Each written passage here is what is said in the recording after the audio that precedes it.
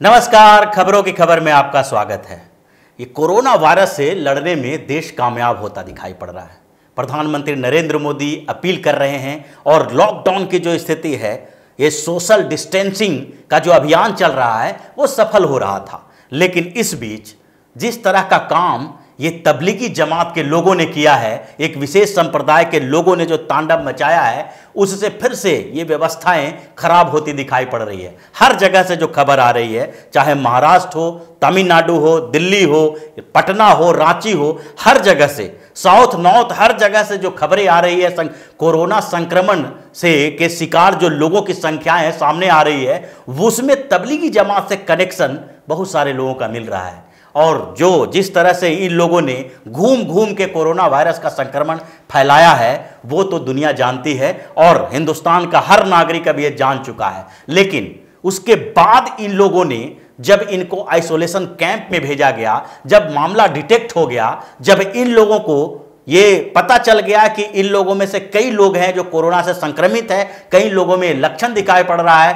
तो इनका इलाज करवाया जाने लगा। और उस इलाज के दौरान इन लोगों ने जो हरकत की है, जो शर्मनाक हरकत की है, उससे इनके बीमारी की पहचान अलग तरीके से हो रही है।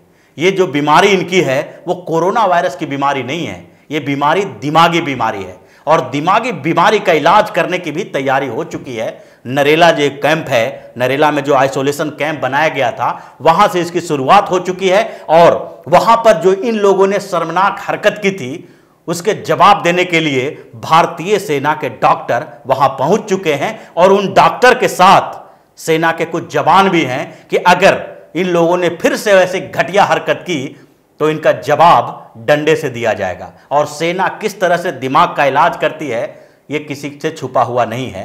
ये सब लोग जानते हैं कि जब सेना इलाज करने पे उतारू हो जाए तो दिमाग का इलाज आसानी से हो सकता है, उनके दिमाग को ठीक किया जा सकता है। ये दिमाग की ही बात है, क्योंकि जिस तरह की घटनाएं सामने आ रही है उससे ये लगता है कि ये कोरोना वायरस हो या फिर कोई दूसरे आपदा देश के ऊपर हो या कैसी भी घटना हो, जिसके सरकार को और जनता को एकजुट होकर लड़ने की जरूरत जिसके लिए पड़ती है, वहां पर इनकी मानसिकता कैसी रहती है। आप एक एक जगह की घटनाओं पर गौर कीजिए। ये नरेला कैंप की बात कर रहे थे, नरेला में आइसोलेशन कैंप बनाया गया। ये निजामुद्दीन के पास जो मरकज है, वहां पर जब पता चला कि तबलीगी जमात के लोग यहां इकट्ठे हैं और उनमें से कई विदेशी नागरिक हैं, यानी कि 200 के करीब विदेश से आए लोगों को वहां पर रखा गया था। और यही नहीं, उनके ट्रेवल हिस्ट्री के बारे में पुलिस को बताया भी नहीं गया था। अगर लॉकडाउन के बाद यहां पर फंस गए थे तो कम से कम ये तो बता देते कि इन लोगों में से जो 1000 से ज्यादा लोग हैं, उसमें से 200 के करीब लोग हैं जो मलेशिया, इंडोनेशिया, किर्गिस्तान, कजाकिस्तान जैसे देशों से आए हैं, जहां पर कोरोना वायरस पहले से फैल चुका था। और इन देशों से आए हुए लोगों से जो वायरस यहां फैलेगा, उससे पहले जरूरी है कि इसके बारे में पुलिस को जानकारी दे दी जाए। जो आज इनके समर्थन में कुछ लोग सामने आ रहे हैं और कोरोना वायरस से जैसे इसको जोड़ के देखा जा रहा है कि ये बदनाम करने की साजिश है, उनको ये जवाब देना चाहिए कि आखिरकार जब इन लोगों के अंदर सिम्टम दिखना शुरू भी हो गया था तो पुलिस को क्यों नहीं बताई गई ये बात। पुलिस को बता देना चाहिए था, इनकी जिम्मेदारी कुछ कम हो जाती, लेकिन ऐसा नहीं किया। यही नहीं, जब इसके बाद इन लोगों को अलग अलग क्षेत्रों में भेजा गया, आइसोलेशन कैंप में भेजा गया, जिन लोगों का मामला पॉजिटिव पाया गया था उनका इलाज कराया जाने लगा, तो फिर इन लोगों ने जो तांडव मचाया है, जैसी स्थिति उत्पन्न की है, उससे इनके दिमाग का ही पता चलता है। जब नरेला के आइसोलेशन कैंप में कुछ लोगों को ले जाया गया तो वहाँ पर जो डॉक्टर थे, जो नर्स थी, जो स्टाफ थे, वहाँ पर मेडिकल स्टाफ थे, उनके साथ इन लोगों ने दुर्व्यवहार करना शुरू कर दिया। एक वहाँ पर कैंप में ही काम करने वाले एक अधिकारी का जो बात है, जो उन्होंने बताया है, उन बातों को सुनने की जरूरत है और समझने की जरूरत है कि आखिरकार इनके दिमाग में चल क्या रहा था। आखिर ये समझने की कोशिश क्यों नहीं करते हैं कि जब ऐसी स्थिति उत्पन्न हो गई है तो आपके ये जिहादी रवैया जो है, उससे सिर्फ आपका नुकसान नहीं होगा, बल्कि उससे लाखों लोग प्रभावित हो सकते हैं। और इस रवैये के लिए आपको कभी माफ नहीं किया जा सकता है। आपके दिमाग का इलाज कराना जरूरी है। इन लोगों ने कुछ डॉक्टरों को संक्रमित करने की कोशिश की। ये इतने बौखलाए हुए थे, व्याकुल थे कि इनको लग रहा था कि हमें आइसोलेट कैसे किया जा सकता है, हमें अलग थलग कैसे किया जा सकता है, हमें घूमने के लिए छोड़ दो ताकि लोगों के पास घूम घूम के इस संक्रमण को फैलाएं। इनके दिमाग में आखिरकार यही तो चल रहा था। अगर ये नहीं चलता होता तो ये कॉपरेट करते, लेकिन इन लोगों ने कॉपरेट नहीं किया। इन्होंने कई डॉक्टरों के ऊपर थूक के वो उनको संक्रमित करने की कोशिश किए। ये इसका इनके जो अंदर के गुस्सा थी कि आखिरकार हमें पकड़ के यहां लाया क्यों गया, उसका इजहार कर रहे थे। इन बदतमीजियों को बर्दाश्त नहीं किया जा सकता था। और ऐसे ये एक मामला नहीं है, इसके बाद और कई मामला है। गाजियाबाद के मामले को देखिए, गाजियाबाद का मामला तो इससे भी शर्मनाक है। 13 लोग जिनको क्वारंटीन में रखने के लिए गाजियाबाद के एमएमजी हॉस्पिटल में ले जाया गया था, वहां पर इन लोगों ने ऐसी हरकत की जो मानवीयता के आधार पर अगर देखा जाए तो ये शर्मसार करने वाली है। इनको किसी भी तरह की कठोर से कठोर अगर सजा मिले तो वो भी कम दिखाई पड़ेगा। इन लोगों ने वहां के नर्सों के साथ अश्लील व्यवहार किया। जैसी खबरें आ रही हैं, जैसी रिपोर्ट्स आ रहे हैं, जो लोग बता रहे हैं, हॉस्पिटल के स्टाफ ने भी बताया कि वहां पर ये लोग नंग धड़ंग होने की कोशिश किए, हॉस्पिटल के नर्सों के साथ बदसलूकी की। आखिरकार उसकी सजा तो उनको मिलेगी और योगी आदित्यनाथ इन चीज़ों को माफ़ करने वाले नहीं हैं। उनके ऊपर मामला दर्ज किया गया है और इन लोगों को सजा भी इसकी मिलेगी।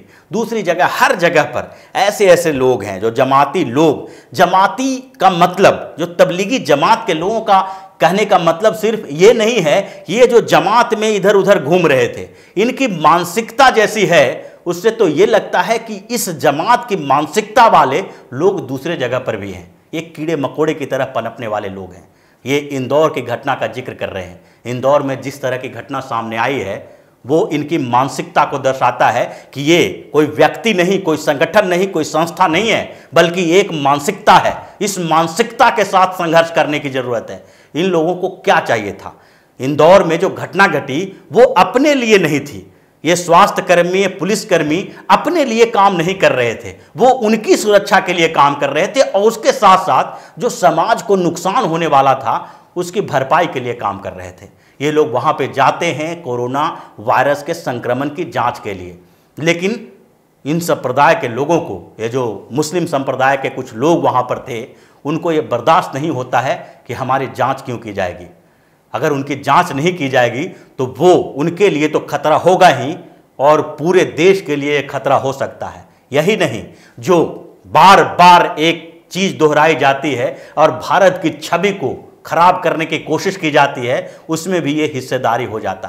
अगर कुछ मुस्लिम मोहल्ले में आज कोरोना वायरस फैल चुका होता और विश्व के दूसरे देश इससे संक्रमित नहीं हुए होते, ये सिर्फ चाइना के रास्ते भारत में आया होता और भारत के कुछ मुस्लिम मोहल्ले इससे प्रभावित हो गए होते, तो फिर जो तथाकथित मीडिया हैं, तथाकथित जो गुट है, जो मोदी विरोधी गुट है, वो लोग आज तक एक अफवाह, एक खबर फैला चुका होता कि इसके पीछे सरकार की कोई साजिश है।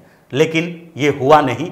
ये चूंकि यूरोप, अमेरिका और एशिया के ऐसे ऐसे देश प्रभावित हैं जो पूरी तरह से इस्लामिक कानून मानने वाले हैं। इस्लामिक राष्ट्र भी प्रभावित हैं, यूरोप के देश भी प्रभावित हैं और अमेरिका भी प्रभावित है। इसलिए इन लोगों को इस बात के कहने में हिचकिचाहट हो रही है। अंतर्राष्ट्रीय स्तर पर फिर से एक साजिश नहीं की जा रही है। लेकिन इंदौर में इन लोगों ने जो किया, स्वास्थ्य कर्मियों को दौड़ा दौड़ा के, भगा भगा के मारना, पुलिसकर्मियों को भगाना और ये घोषणा करना कि हम इसका इलाज नहीं करवाएंगे, ये दिमागी बीमारी है, ये मानसिक परेशानी है और उस मानसिक बीमारी का इलाज तो करना ही पड़ेगा। और ये इलाज करने की तैयारी शुरू हो गई है नरेला के उस कैंप से। नरेला के कैंप में आर्मी के डॉक्टर गए और वहाँ पर उन लोगों का दिमाग ठिकाने लगाने की तैयारी शुरू कर दी। उनके साथ आर्मी के कुछ जवान भी हैं जो अगर थोड़े से भी ये बदसलूकी करने की कोशिश करते हैं तो आर्मी के डॉक्टर, आर्मी के जवान कैसे हरकत करते हैं, कैसे उनके दिमाग को ठिकाने लगाते हैं, ये बात सबको पता है। और ऐसी ही घटनाएं अलग अलग जगहों पे जहां जहां ऐसी स्थिति उत्पन्न होगी, वो सरकार अब आर्मी के उस जवानों का उपयोग करेगी, आर्मी का उपयोग करेगी। और केंद्र सरकार भी इसके लिए सख्त है, क्योंकि इस बीमारी का अभी तक कोई ऐसा इलाज हुआ नहीं है। और अगर इलाज नहीं हुआ है तो सावधानी और सुरक्षा ही सबसे बेहतर इलाज होता है। सोशल डिस्टेंसिंग की बात की जा रही है। प्रधानमंत्री नरेंद्र मोदी बार बार अपील करके लोगों को बता रहे हैं कि आखिरकार इस बीमारी से दूर रखने के लिए इसके चक्र को तोड़ना पड़ेगा, और उस चक्र को तोड़ने के लिए सोशल डिस्टेंसिंग जरूरी है। यानी कि आपको थोड़े समय के लिए अलग थलग रहना पड़ेगा। पूरी ज़िंदगी अगर आपके परिवार का कोई व्यक्ति अलग थलग हो जाए, यानी आपसे दूर हो जाए, इससे तो बेहतर यही है कि कुछ दिन तक आप अलग थलग रहें, जीवन जीने के लिए जिए। आखिरकार जीवन रहेगा तो और दूसरी सुविधाएं हम उपयोग कर लेंगे। लेकिन फिर भी इस अभियान को कमज़ोर करने की कोशिश की जा रही है। ये ऐसी स्थिति की जा रही है जैसा लग रहा है ये कोरोना वायरस भी किसी एक को देखकर, धर्म और संप्रदाय को देखकर उस पर हमला करेगी, और उससे जो संक्रमण फैलेगा वो उसी धर्म और संप्रदाय के लोगों को फैलेगा। अगर मुस्लिम समाज के कुछ लोग इससे प्रभावित होते हैं, संक्रमित होते हैं, तो वो ये नहीं है कि सिर्फ मुस्लिम समाज के लोग ही संक्रमित होंगे, उससे दूसरे समाज के लोग भी संक्रमित होंगे।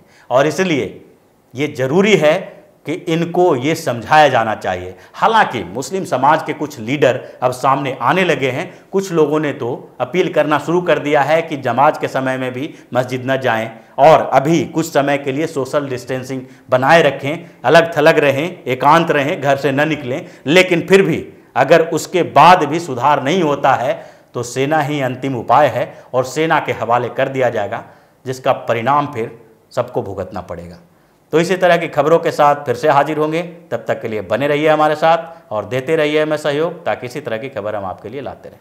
धन्यवाद।